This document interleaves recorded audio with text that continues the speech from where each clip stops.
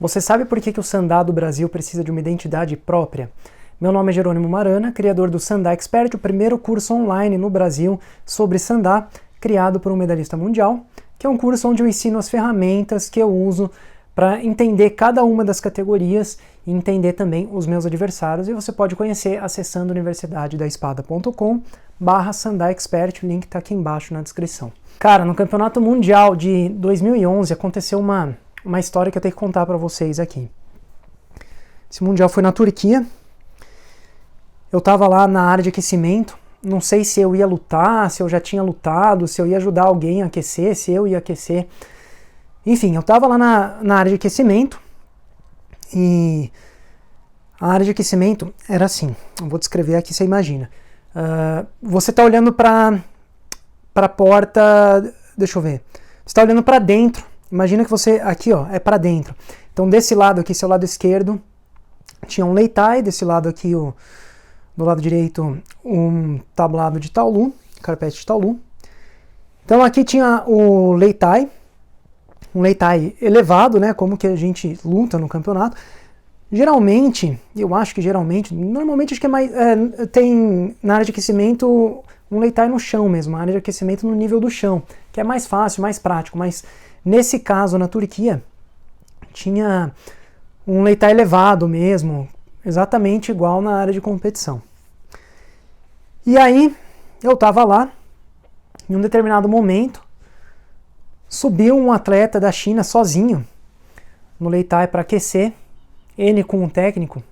Eu não lembro que atleta que era, se era o atleta do meu peso, ou se era de outro, eu acho que era de outro peso, estava ele lá e o técnico. Aliás, eu tenho um vídeo muito legal do ônibus, a gente voltando da competição um dia, uma noite, e aí dentro do ônibus o técnico da China, o Jiang Kanshui é o nome dele, se eu não estou errado, se eu não estou falando errado, mas enfim, é uma festa lá dentro do ônibus e o técnico da China tocando gaita, um senhorzinho baixinho, 1,60 m mais ou menos ele deve ter, super divertido, um cara de super bom humor, mas enfim, tava lá então o atleta, acho que ele tava com um técnico aquecendo em cima do leitai, sozinho. Normalmente subiu um monte de gente em cima do leitai para aquecer, mas nesse momento esse atleta estava sozinho.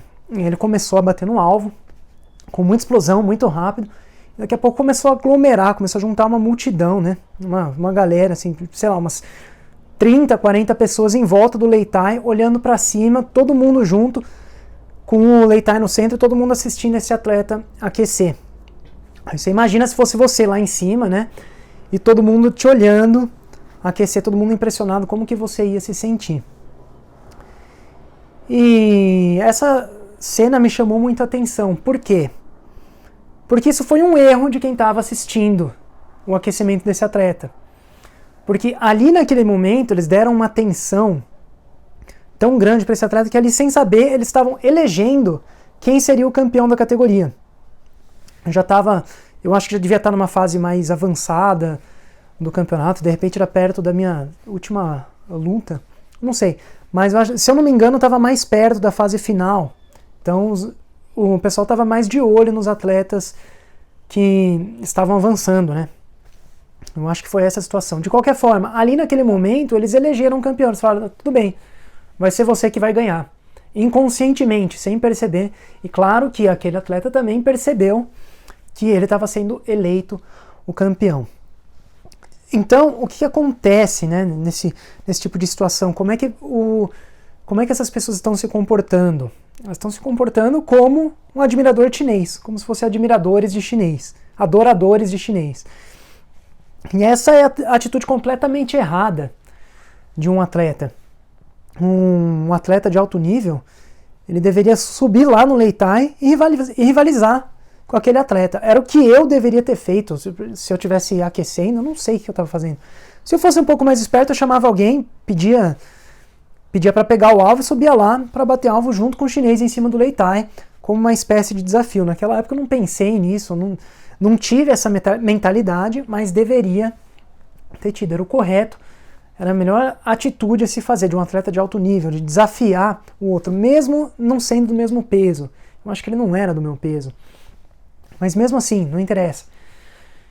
Então a gente não pode ter essa atitude de adorador de chinês, como toda aquela galera lá em volta do Lei Tai estava tendo. E no Sandá brasileiro, a gente tem essa atitude, a gente tem uma atitude passiva em relação a atletas de potências como a China, como o Irã, como a Rússia. Então a gente espera o que eles vão fazer para depois a gente copiar. A gente não pode ser assim. Grandes equipes que conseguiram resultados extraordinários não fizeram isso. Equipes como o Irã, como a Rússia, como o Vietnã, eles não fazem isso, eles não ficam esperando o que o chinês vai fazer. Então essas equipes, se você até quiser saber os resultados que elas tiveram, dá uma olhada aqui em cima, ó. Tá vendo que vai passar uma tarja branca, ó, agora? E aí no final do vídeo você clicar naquela bolinha lá, você assiste um vídeo que eu falo sobre isso, sobre as 5 maiores seleções de Sandá, e aí você vai ver os resultados que elas tiveram. E elas só tiveram isso porque elas não ficaram esperando o que o chinês faz para depois copiar. Elas decidiram andar com as próprias pernas, e é isso que a gente precisa fazer também. A gente precisa andar com as próprias pernas, né? Pensar com a nossa própria cabeça e não com a cabeça do chinês.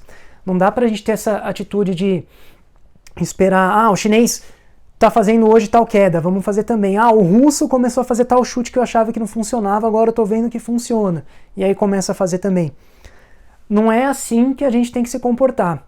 E essa é uma atitude de total passividade que a gente tem que evitar a todo custo. Então a gente precisa começar a experimentar as coisas por conta própria, não precisa depender de ninguém.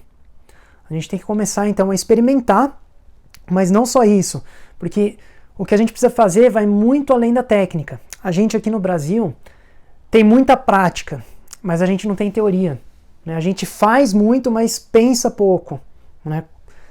Luta bastante, compete bastante, mas não estuda. Então, o que a gente tem que fazer não começa dentro do Lei Tai, começa fora. Começa antes, quando você senta lá na mesa, abre o seu computador, começa a estudar, faz anotação, né? É no computador, na folha de papel ali que vai começar, para depois a gente levar para o Lei Tai. Então a gente precisa estudar, a gente precisa comparar as categorias, a gente precisa entender qual que é a característica do Sandá, quais são, né, as características reais do Sandá, de cada round, de cada categoria. E aí depois a gente vai ver que técnica que vai se encaixar nisso, quais são as situações de luta que a gente tem que treinar. Porque não adianta só a gente ficar pensando no que o atleta precisa melhorar. Não adianta a gente pensar só nessa parte técnica, porque às vezes não é questão do que o atleta está deficiente. Às vezes ele não precisa focar tanto em alguma coisa que ele está deficiente. Por quê? Porque aquela categoria em que ele compete não exige aquela determinada técnica. Aquela técnica não é relevante, não é determinante para ele. Então primeiro precisa entender o que é relevante na categoria, para depois então focar naquilo que aquela categoria realmente precisa e não gastar tanto tempo com coisas que costumam não acontecer e que para aquela categoria não são tão importantes. Então a gente precisa começar a estudar essas coisas e assim a gente vai parar de depender de chinês, vai parar de ficar olhando esses grandes atletas da Rússia, do Irã, que conseguem bater de frente com os chineses e ficar admirado. É uma coisa normal. Bodhidharma, se você pratica arte marcial chinesa, você certamente já deve ter ouvido falar de Bodhidharma. Trazer um pouco de filosofia para cá agora para entender. Bodhidharma falava que se você encontrasse uma estátua de Buda, era para você quebrar a estátua. Isso significa que o que ele queria dizer, o significado disso é que a estátua de Buda não serve para você ficar adorando a estátua. Ela serve para você lembrar que objetivo você tem que perseguir, o que você tem que se tornar. Se ela vira só um objeto de adoração, então é melhor quebrar a estátua e seguir sem ela. Então a mesma coisa com o chinês, ou com qualquer atleta de qualquer outro país que tenha um resultado excelente. Aquele atleta não está lá para ser adorado. Claro, aquele atleta é ótimo, você tem que se espelhar nele, mas ele está ali não para você ficar só admirando, mas é para você lembrar aquilo que você tem que buscar se tornar. Então, espero que você tenha entendido muito bem essa mensagem. Espero que você esteja junto comigo nessa ideia de tentar desenvolver uma identidade para o sandá brasileiro, uma característica, uma identidade própria, uma escola brasileira de sandá com característica própria. Então, se você quiser saber como fazer isso, acessa lá universidadedaespada.com/sandaexpert, o link está aqui embaixo na descrição. Então, se você gostou desse vídeo, dá um like, compartilha com seus amigos, deixe seus comentários, as suas perguntas, as suas dúvidas, críticas, e assista também os outros vídeos que eu vou deixar aqui na tela para você. Aliás, se você quiser se aprofundar um pouquinho mais nesse assunto, considera acessar jeronimomarana.com, link aqui embaixo na descrição. E me segue nas redes sociais. Eu sempre esqueço de falar para me seguir nas redes sociais. Mas se você for lá no Facebook, digitar facebook.com/jeronimomarana, ou se você for no Instagram e procurar digitar ali na busca Jerônimo Marana, ou @JerônimoMarana, você vai me encontrar. Então me segue lá também, compartilha tudo aqui e acessa universidadedaespada.com/sandaexpert.